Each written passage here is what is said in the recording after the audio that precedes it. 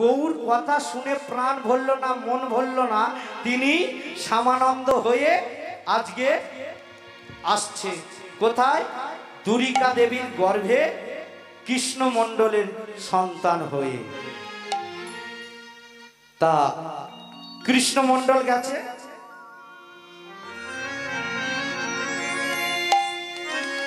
কৃষ্ণ মণ্ডল কোথায় গেল? ভুবনেশ্বর।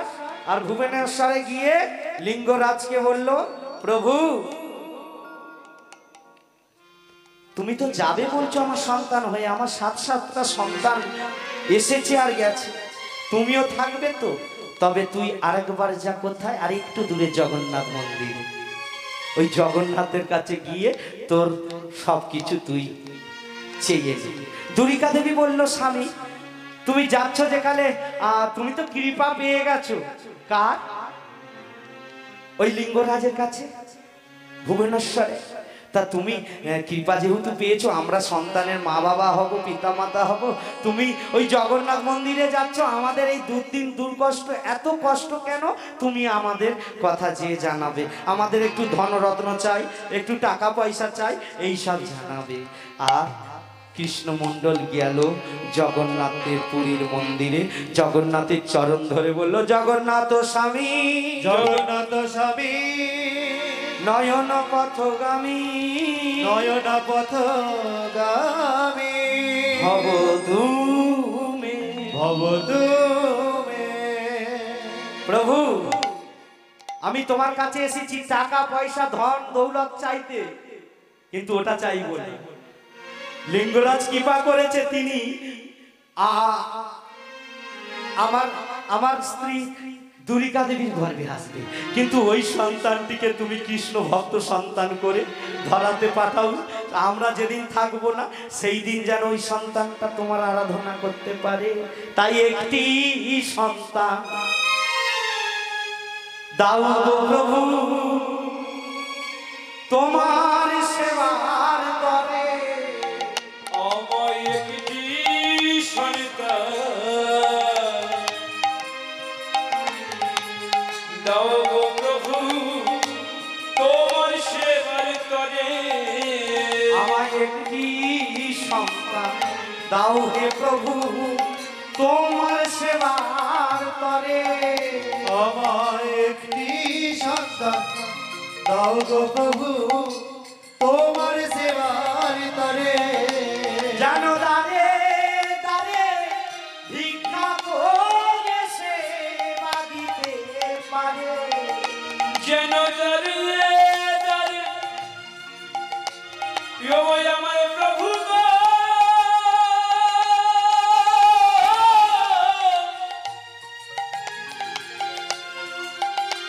যেন দাঁড়িয়ে দাঁড়িয়ে ভিক্ষা করে সেবা দিতে পারে, আমায় একটি সন্তান দাও হে প্রভু তোমার সেবার করে, আমায় একটি সন্তান দাও গো প্রভু তোমার সেবার তরে, আমায় একটি সন্তান দাও গো প্রভু তাই গৌর হরে হরে হরে তোমার সেবার তরে, আমায় একটি সন্তান দাও গো প্রভু তোমার সেবার তরে।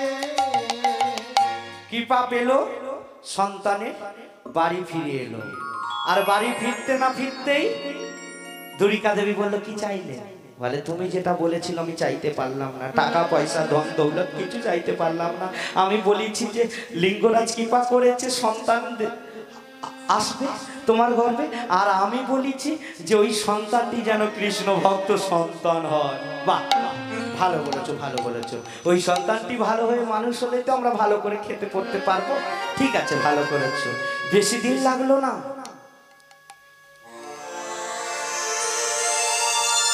10 মাস 10 দিন পরেই কি হলো? ওগো ধারেন দাঁতে জনমিলা দুঃখী মণ্ডল, ধারেন গাছে জন্ম নিলা দুঃখী মণ্ডল, ধারেন দাঁতে জনমিলা দুঃখী মণ্ডল, ও গো ধারেন দাঁতে জন্ম নিলা দুঃখী মণ্ডল, পিতার নাম কৃষ্ণ মণ্ডল, পিতার নাম কৃষ্ণ মণ্ডল, তুলিকা মাতা নাম। পিতার নাম কৃষ্ণ মন্ডল তুলিকা মাতা দেবী। আর পিতার নামে কৃষ্ণ মন্ডল দুর্গা মাতা দেবী। ধারেন্দাতে জন্ম হলো। বাবার নাম কি? কৃষ্ণ মন্ডল। মায়ের নাম দুরিকা দেবী। মাতা দুরিকা পিতা কৃষ্ণ মন্ডল। মাতা দুরিকা পিতা কৃষ্ণ দুঃখী মন্ডল। মাতা দুরিকা পিতা কৃষ্ণ মন্ডল। মাতা দুর্গা পিতা কৃষ্ণ মন্ডল। সন্তান পেয়ে তাদেরই আনন্দিত মন। সন্তান পেয়ে তাদেরই আনন্দিত মন। সন্তান পেয়ে তাদেরই আনন্দিত মন। সন্তান পেয়ে তাদেরই আনন্দিত মন। পারাবতী বেশি করে মধুর সংকীর্তন। আমার পাড়া প্রতিবেশী করে মধু সংকীর্তন। আনন্দ ধরে না, আনন্দ আর ধরে না। আনন্দ আর ধরে না। আনন্দ ধরে না। পাড়া প্রতিবেশী দেখতে আসছে আর কি বলছে, ওগো ওগো কৃষ্ণ শোনো শোনো, তোমার সন্তানটা এই দুঃখের সংসারে জন্মেছে বলে আমরা নাম দিলাম দুঃখী। তাই দুঃখী নাম। এবার দুঃখী কাঁদছে কিন্তু চুপ করছে না। সন্তান হওয়ার পর কাঁদে, থেমে যায়, কান্নাটা বন্ধ হয়ে যায়। কিন্তু এ সন্তান কাঁদছে, কান্না বন্ধ হচ্ছে না। তাই দুরিকা দেবী বলল, স্বামী তুমি যাও না, একটু বাজার থেকে একটু মধু ধার করে আনো না। সন্তান হলে সন্তানের মুখে মধু দিতে হয়। বলে কি বলছো তুমি? আমি ধার করবার জন্য আমি ওই জগন্নাথের চরণে গিয়েছিলাম, আমি ধার করতে পারবো না, তবে মধু আমার একটা আছে। কি গো? বলে এত বলি শোনাইলো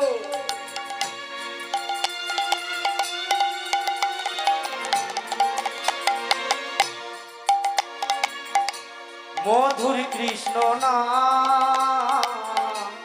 এত বলি শোনাইল মধুর কৃষ্ণ নাম। এত বলি শোনাইল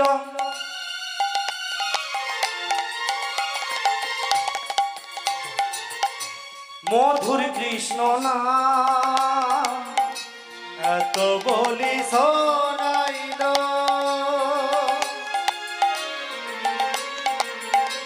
মধুর কৃষ্ণ নাম। হরি নাম শুনে শিশু হাসে অবিরাম। অবিরাম হরি নাম শুনে শিশু হাসে অবিরাম। অবিরাম হরি নাম শুনে শিশু হাসে অবিরাম। অবিরাম হরি নাম শুনে শিশু হাসে অবিরাম। কাদা বদনে হাসি এলো, কাদা বদনে হাসি এলো। কাদা বদনে হাসি এলো। ও তার কাদা বদনে হাসি এলো। মধুর হরি নাম শ্রবণ করে, কাদা বদনে হাসি এলো। ওই মধুর হরি নাম শ্রবণ করে, কাদা বদনে হাসি এলো। ওই মধুর হরি নাম শ্রবণ আজি হরি হরি হরি বলে। হরি নাম শ্রবণ করে কাদা বদনে হাসি এলো। হরি নাম শ্রবণ করে কাদা বদনে হাসি এলো। কাদা বদনে হাসি এলো। ছেলেটি কাঁদছিল আর কৃষ্ণ নাম হরি নাম দিতেই ছেলেটির কান্না বন্ধ হয়ে গেল। এবার সন্তান বড় হয়। সন্তানে যখন 5 বছর বয়স হয়ে গেছে, সন্তানের ভাবমূর্তি আলাদা হয়ে গেছে। সব সময় কৃষ্ণ নাম হরি নাম মধুর নাম। অল্প বয়সে ব্যাকরণ বিদ্যা আদি পাশ করেছে। সন্তানের ঔরা সিন্ধু ভাব। মা বলছে সন্তানকে, ওরে দুঃখী পড়াশোনা কর। পড়াশোনা করাচ্ছে। মা কি বলে, অয়ে অজগর আসছে তেরে আমটি আমি খাবো পেরে। ওই অজগর আসছে তেরে আমটি আমি খাবো পেরে। অয়ে অজগর আসছে তেরে আয়ে আমটি খাবো পেরে। ওই অজগর আসছে তেরে আয়ে আমটি খাবো পেরে। ইঁদুর ছানা ভয়ে মরে ঈগল পাখি পাছে ধরে। ইঁদুর ছানা ভয়ে মরে ঈগল পাখি পাছে ধরে। সন্তান কি বলছে? মাগো অহে অহংকার করো না মনে, আমি বলতে কিছু না জানি। অহংকার করো না মনে, আমি বলতে কিছু নাহি জানি। অহংকার করো না মনে, আমি বলতে কিছু না জানি। অহংকার করো না মনে, আমি বলতে কিছু না জানে। আমি তোকে এক বলছি আর তুই এক বলছিস, বড্ড বড় হয়ে গেছিস। পিতা কৃষ্ণ মণ্ডল দূর থেকে ছেলের ভাব দেখে আনন্দ পেল যে এইরকমই তো সন্তান আমি চাইছিলাম। বল হসই ইঁদুর ছানা ভয় মরে ঈগল পাখি পাছে ধরে। হসই ইহা বলিবা মাগো মাগো জননী। ইহা বলি মা মাগো মাগো জননী। ইহা বলিবা মাগো জননী। ইহা বলিবা মাগো মাগো জননী। দীর্ঘ ঈশ্বর পরম কৃষ্ণ সচিদানন্দ বিগ্রহ। ঈশ্বর পরম কৃষ্ণ সচ্চিদানন্দ বিগ্রহ। ঈশ্বর পরম কৃষ্ণ সচিদানন্দ বিগ্রহ।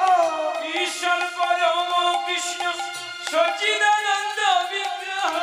সর্ব কারণের কারণ মাগো। সর্ব কারণে কারণ আমার দয়া। সর্ব কারণে কারণ। তোর দ্বারা লেখাপড়া হবে না, তোর বাবা এলে আমি সব কথা বলবো। বাবা মনে মনে বলছে দরিকা তোমাকে বলতে হবে না, যা বোঝার আমি বুঝে গেছি। সন্তানকে ডেকে বলল, বাবা তোর কি করতে ভালো লাগে? বাবা আমার শুধু মনে হয় কৃষ্ণ যেন আমায় ডাকে, আমি কৃষ্ণর কাছে চলে যাই। তবে শোন, কৃষ্ণর কাছে তুই যাবি, কিন্তু তার আগে তো তোকে গুরু আশ্রয় করতে হবে, নাহলে যে পথটা প্রচুর কঠিন হবে তোর পক্ষে। তাহলে গুরু কে তোর গুরু হবে জানিস বাবা? আমি জানি একজন অম্বিকা কালনায়, যিনি রয়েছে হৃদয় কৃষ্ণ, হৃদয় চৈতন্য ঠাকুর। আর এই হৃদয় চৈতন্য ঠাকুরের কাছে গিয়ে তুই দীক্ষা চলে যা। ওই মেদিনীপুর জেলা থেকে হাঁটতে হাঁটতে চলেছে নবদ্বীপ, হৃদয় চৈতন্য ঠাকুরের কাছে। চলতে পারে না, হাঁটতে পারে না, বলে উঠল, ওগো ঈশ্বর, ওগো ভগবান, আর কত যাব? তুমি আমাকে একটু বলো, আর কত কষ্ট দেবে? আমি আর কতটা কষ্ট করলে আমি আমার গুরু দেখা পাবো? গুরুদেব, তুমি যে আমার জীবন মরণ, তুমি যে আমার জীবনের গতি, তুমি যে আমার জীবন মরণ। তুমি যে আমার জীবনের গতি। তুমি যে আমার জীবন মরণ, তুমি যে আমার জীবনের গতি। তুমি যে আমার জীবন মরণ, তুমি যে আমার জীবনের গতি। শূন্য হৃদয় ছিল আমার, শূন্য হৃদয় ছিল আমার, শূন্য হৃদয় ছিল আমার, শূন্য হৃদয় ছিল আমার। তুমি অগতি গতি, তুমি যে আমার জীবন মরণ, তুমি যে আমার জীবনের গতি, তুমি যে আমার জীবন মরণ, তুমি যে আমার জীবনের গতি। প্রভুকে জানায় আর জানাতে জানাতে চলে এলো অম্বিকা কান্নাতে। অম্বিকা কান্না এসে যখন একটি গাছতলায় বসেছে, তখন কিছু মানুষ এসে বললো, ওরে পোকা তোর বাড়ি কোথায়? আমি ধারেন্দা বাহাদুরপুর থেকে এসেছি। এখানে এসেছিস কেন? আমি গুরু আশ্রয় করতে, আমি গুরুর চরণ সার করব। আরে কে তোর গুরু? আমার পিতা বলে পাঠিয়েছে, আমার যিনি গুরু হবে হৃদয় চৈতন্য প্রভু। ওরে হৃদয় চৈতন্য প্রভু তো কাউকে দীক্ষা দেয় না, যতটা আমার শোনা তুই তার কাছে এসেছিস। তবু যা, ওই সামনের মন্দিরে সন্ধ্যা আরতি হচ্ছে, ওই সামনের মন্দিরে সন্ধ্যা আরতি করছে হৃদয় চৈতন্য ঠাকুর।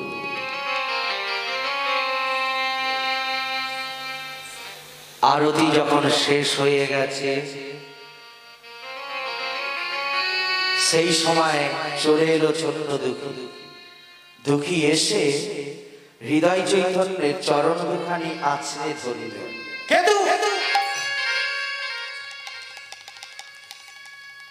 আমি দুঃখী, আমার পিতা কৃষ্ণ মণ্ডল, আমার মাতা দুরিকা দেবী। কি চাস? আমি আপনার কাছে দীক্ষা নিতে এসেছি। দূর হয় এখান থেকে। তোকে কে বলেছে আমি দীক্ষা দিই? আমি কারো গুরু নয়, কেউ আমার শিষ্য নয়। আমি একজনকেই জানিস, তিনি হলো আমার গৌর হরি। জানিস এর আগে আমি একজনকে দীক্ষা দিয়েছি, তাকে বলেছিলাম মাটির কলসি করে জল আন। সে কি করেছিল? মাটির কলসি করে জল আনতে আনতে একদিন মাটির কলসিটাকে আছাড় মেরে যেই ভেঙে দেবে, মাটির কলসিটা তো মাটির কলসি নয়, সেও কৃষ্ণ সেবা করে। ওই মাটির কলসি বলে উঠল, দাঁড়া,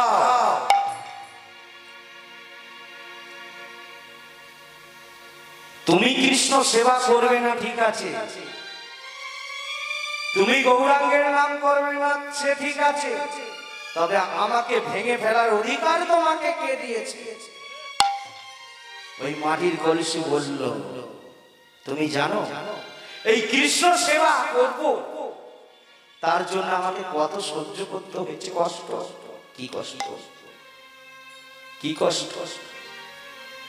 আমি ছিলাম মাঠের মাটি, একটা কুমোর গিয়ে কেটে আনলো, এনে বাড়িতে আছাড় দিয়ে ফেলে দিল। আমার কতটা কষ্ট হয়েছে, পা দিয়ে ধরলো, মাছড়ালো, আমায় হাত দিয়ে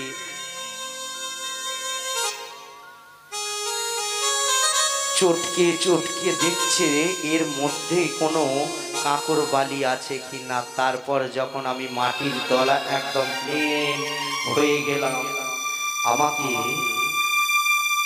একটা ঘুরন্ত চাকার মধ্যে রেখে বনবন বনবন করে ঘোরাতে লাগলো।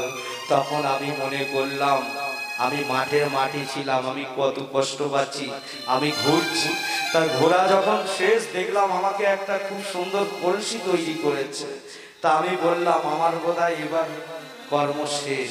কিন্তু না, ওই কলসিটাকে নিয়ে আমাকে নিয়ে কঠোর রৌদ্রের মাঝে আমাকে রেখে দিয়েছে। আমি জ্বলে যাই, পুড়ে যাই। আমি মনে করলাম যে হয়তো আজকেই আমার কর্ম শেষ, কিন্তু না। তারপরে আমাকে আগুনের গোলার ভিতরে ঢুকিয়ে দিয়েছে। যেই না ঢুকিয়ে দিয়েছে আমার সর্বাঙ্গ শরীরটা জ্বলে পুড়ে ছাই হয়ে গেল। আর তারপরে বের করে আমাকে একটু রং করে দিল। আমি বললাম আমার ছুটি, কিন্তু শোনো, তখন আমার ছুটি হলো না। ওই কুমোর আমাকে মাথায় করে নিয়ে বাজারে গেল। আর বাজারে যখন গেলাম, কত অমন আমার মতো কলসি আছে, সবাই কিনতে এসে বাজিয়ে বাজিয়ে দেখলো। আমাকেও বাজাতে লাগলো, ফাটা আছি না কানা আছি। তারপরে একজন নিয়ে গেল, কে জানো? এই গুরুদেব। আমি তারপরে যে এই গুরুদেবের হাতে পড়লাম, আমি কৃষ্ণ সেবা করতে লাগলাম। আমা হতে জল তোলে, আমাকে দিয়ে জল দেয়।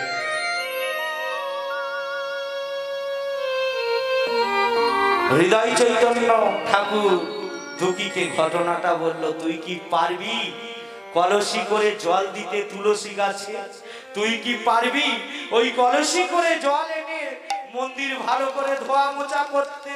তুই কি পারবি? তারপর কিন্তু আমি দীক্ষা দেব। দীক্ষা বললেই তো দীক্ষা দেয়া যায় না।